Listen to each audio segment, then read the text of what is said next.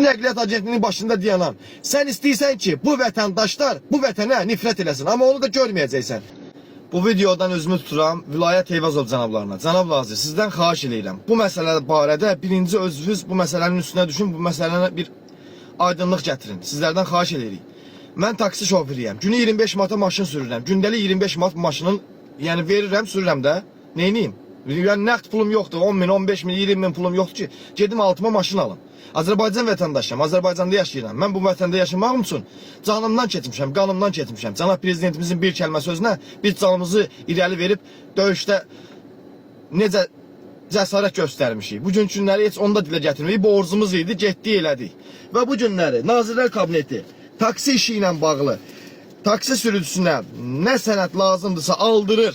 Baxın. Nəsə, görün nə qədər sənət almışam mən taksi işləmək üçün.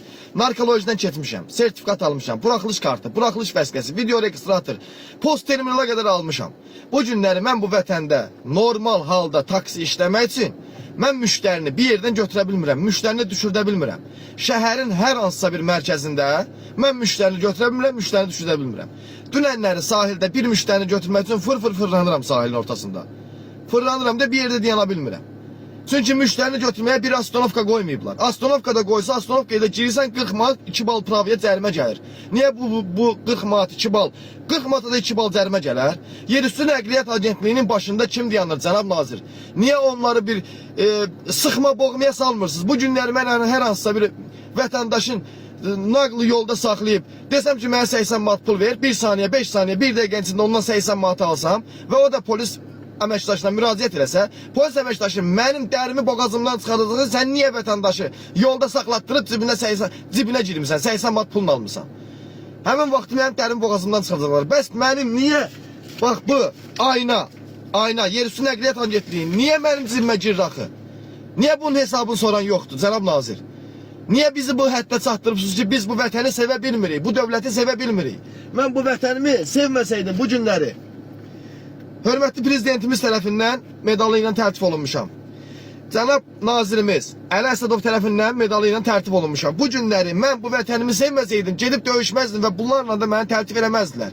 Mənim kimi cavan, gənc oğlanlar ailə başçısıdır. Bu günləri elə ailə var ki, 3 dənə, 2 dənə, 3 dənə, 5 dənə uşağı var. Evladına baxsın, yoxsa bu dövlət üçün cərimə versin. 657 manat cərimə ödəmişəm keçən ay. Bundan qabaq 400 manat ödəmişəm. O 400'dan qabaq 300. İnandırım sizi, at familiyamı vurun, yoxlayın, bir il ərzində 3000'dən çox cərimə vermişəm. Mənim bu balalarım bu pulu yiyə bilməz. Bunlar hamısı puldur. Allah'ımıza and olsun puldur. At familiyamda da hamısı puldur bunlar.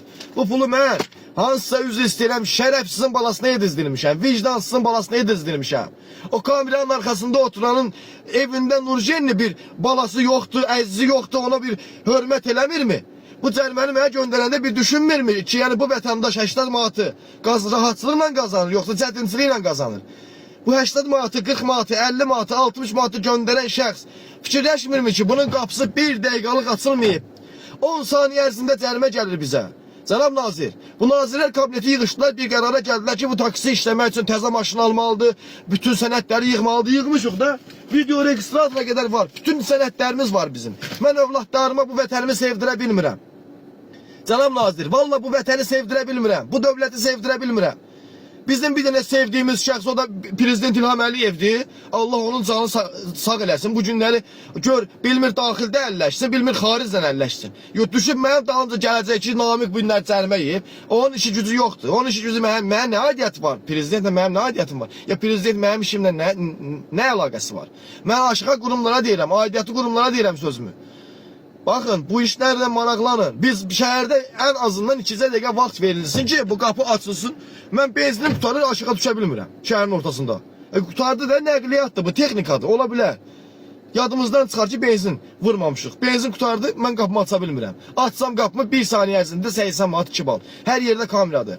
Bu yerüstü Nəqliyyat Agentliyinin başında kim dayanır ha? Bax ona deyirəm sözümü. Vicdanını qoy qabağına, bir qərara gəl. Sən bu millətə düşmənsən, çıx açıq aydın denən mən bu millətə düşmənəm. Yox, əgər bu millətə sən doğru düzgün atasan, qardaşsan, anasan, bacısan, nəsilsən, köksən, çıx denən biz də bilək işimizi ki, doğrudan da bu bizə hər şeydir. Yəni bizi sevəndir. Sən Yerüstü Nəqliyyat Agentliyinin başında dayanam. Sən istəyirsən ki, bu vətəndaşlar bu vətənə nifrət eləsin, amma onu da görməyəcəksən. Biz minlərlə də cərimə ödəsək, namusumuzu, şərəfimizi öz vətənimizə qarşı satmarıq. Bunu yadında saxla. Amma sən namuslu, şərəfli ola bilər ki, satarsan. Ola bilər ki, biz satmarıq.